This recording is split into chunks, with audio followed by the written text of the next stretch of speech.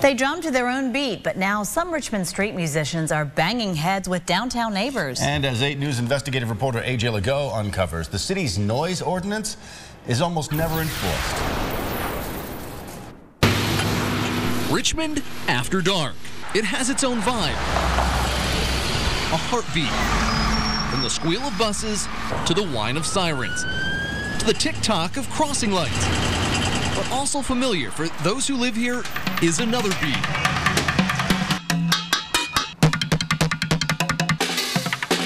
We Bucketheads. We're all a big group. Urban musicians. Everybody out here trying to make a dollar, trying to do something right and positive from being on the streets. Playing on street corners for tips. We just be like trying to make money, like that's all.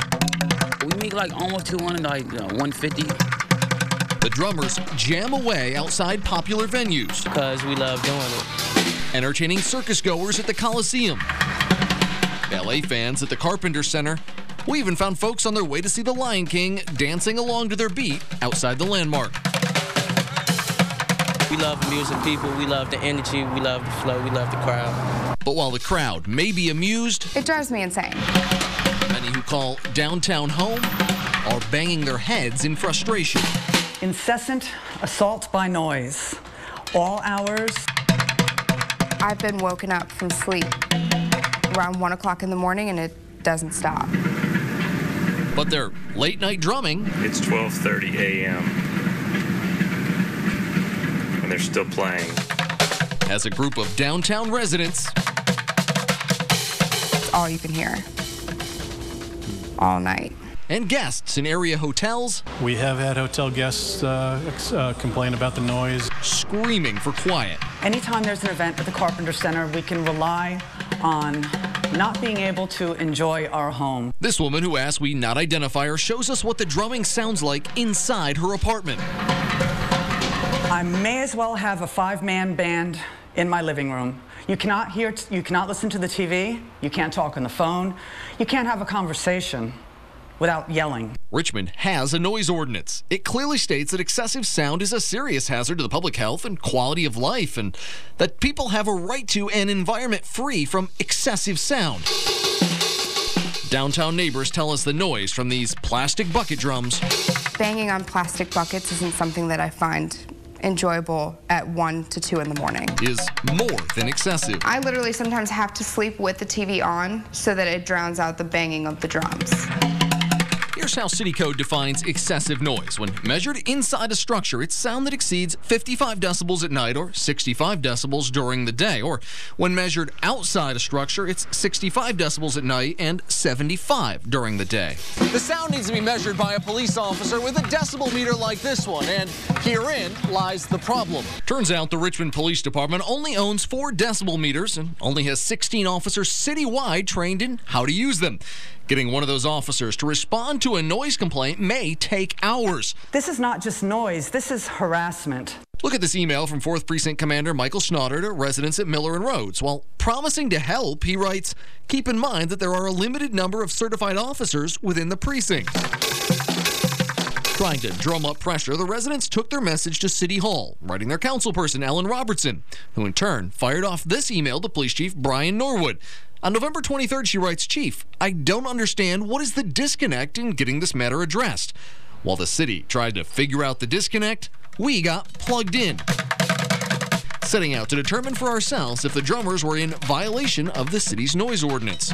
We're across the street a good ways down the block from where the drummers are playing. It is just about 7 o'clock at night. I'm going to be quiet now so we can get a good reading on our decibel meter.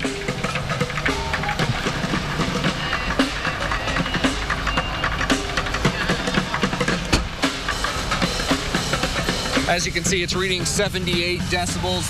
The drummers are clearly in violation of the city ordinance based on our readings. Would you want people playing outside your windows at midnight?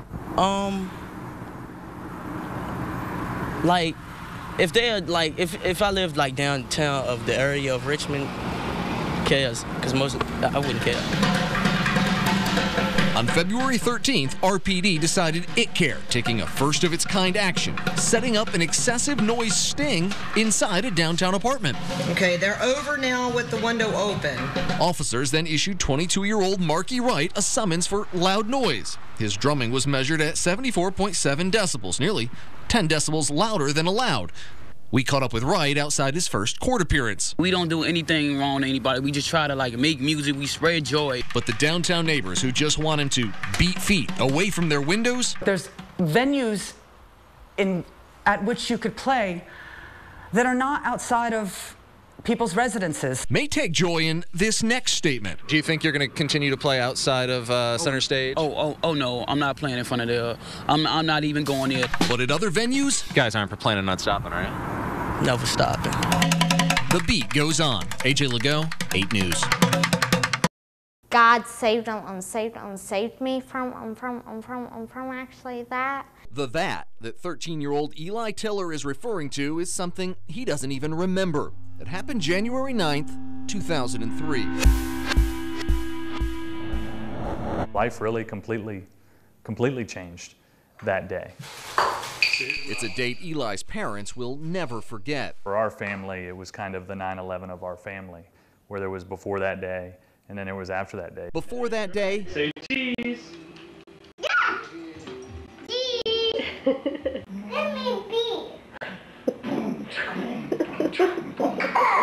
life in the Tiller household was filled with moments like this. A healthy and happy little boy who loved to sing. Amazing grace, sing grace, how sweet our sound, how sweet our sound. And play with the family dog. And then, January 9th, 2003. An update tonight on the condition of a Powhatan toddler who fell from a second-story window Thursday. 3-year-old Eli Tiller's parents say their son is in serious but stable condition. And everything we dreamed and the hopes that we had for our family, the picture and the vision that we painted for our family, it's been completely different ever since that day. Eli had pushed a chair over near a window of his playroom. He apparently had hoisted himself up into the chair, hoisted himself over the windowsill, pushed out the screen, and down 13 feet below to the asphalt driveway, where he had cracked his skull, and she found him unconscious, bleeding. And he suffered a severe brain injury. The next several weeks can only be described as emotional terror for Eli's parents. Doctors couldn't tell me, no matter how hard I pushed them, doctors could not tell me if he would survive or not. But little Eli was a fighter. He began his long road of recovery at Children's Hospital. Cheese one more time. Good. When progress slowed, John and Tricia decided on a new approach. Okay. Intensive in-home therapy. This is video from April of 2004, 15 months after Eli's fall. Okay. We're kind of starting over with creeping and crawling again. We're fast. There you go. At a time when most 4-year-olds are running and playing and chattering away, Eli was relearning everything from thought to speech Snores on. Yay, good job. to mobility. All those firsts that we had before he turned 3 years old and before the accident had happened, the first time he talked and the first time he walked and the first time, all the firsts, he'd have to relearn. Doctors warned them not to expect much, but the Tillers, who view Eli surviving the fall as a miracle, kept the faith. God is showing us that he's going to do something big in Eli. Lulu's kind of the silliest cat I've ever heard of. Fast forward another 8 years, and Eli's recovery is still a work in progress. I'm recovery like over years and years and years now. It's actually been really tough. Despite his limitations, his stutter was still pretty severe, and it's still pretty severe today. But his ability to process words and to think of words, it's all there. Eli has never stopped moving forward. He walks with a cane, but still tackles the kids' 1-mile race before the Monument Ave 10K. I kind of just fast walk like I'm actually on kind of the treadmill, and so that kind of helps me to train for my races and stuff. He went to Powhatan Elementary for a few years, but is now homeschooled. I've already mastered my addition, subtraction, and multiplication. And I'm actually doing division. Like most kids, he loves to draw, ride his bike, and has a favorite band. Rascal Flatts. They're actually just the awesomest country band I've ever seen. It's like me, like me. From even before his accident, Eli's love of music has been a constant. In fact, he's written the lyrics to several praise and worship songs and recently released a CD in which he sings several of them. Nothing is too hard for you, oh God. They can be found on iTunes. Nothing is impossible to dream. It seems nothing is impossible for Eli either. Despite recent setbacks such as surgery on the shunt in his skull, he's taken his story of triumphing over hardship on the road. I look for God's power every day. He's way bigger than my own understanding. God saved me from my accident. Ever since he was first hurt in the hospital, we knew that we had a story. The family's now formed Tiller Family Ministries. This year we'll speak about 40 times to different churches, conferences, different events like that. Eli's message is simple. But I actually know this part, that God is actually with us through actually all of our circumstances.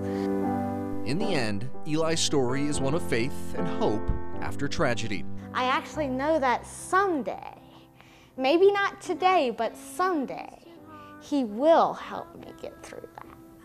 With Eli's story, nothing is impossible to dream. AJ Legault, 8 News. I'm not no hero. I just did what I was trained to do. Despite her modesty and youth, this soldier in the Virginia National Guard is one of the most highly decorated women in the entire Army.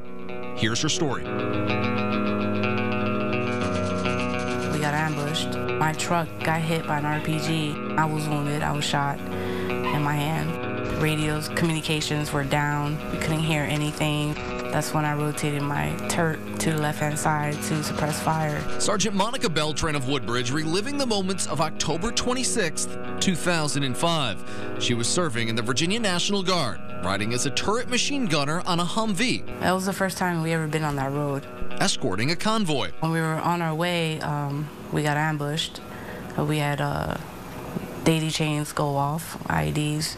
RPGs, grenades getting thrown, small on fire. At the time, then, Specialist Beltran was just 19 years old. When I was up in that turret, I remember kept having flashbacks, and I kept thinking of my mom, my family, last time I saw them. This could be it, I don't know, but it didn't stop me from doing my job. It's not only just the Bronze Star, it's got the V for Valor. Doing her job that day earned Beltran a Bronze Star Medal for Valor in combat. She's the first woman in the Virginia Guard and only the second Army-wide to receive this decoration. I just kept suppressing fire like I'm supposed to and making sure that the rest of the convoy got through the kill zone. My truck got hit by an RPG, and it hit from the driver's side window, which shattered, and it hit my driver in the back, so he had shrapnel in his back. Despite being wounded herself, Beltran kept returning fire from her .50 caliber machine gun. I was wounded, I was shot in my hand, but I didn't even realize at the time that I was shot until we rallied up, and one of the guys came up to me and said, "Beltran, get down, you're bleeding." I was in total shock. My hands were still stuck to the .50 caliber from what just happened. This soft-spoken young woman is also the first female in the history of the Virginia Guard to receive a Purple Heart for a wound suffered in combat.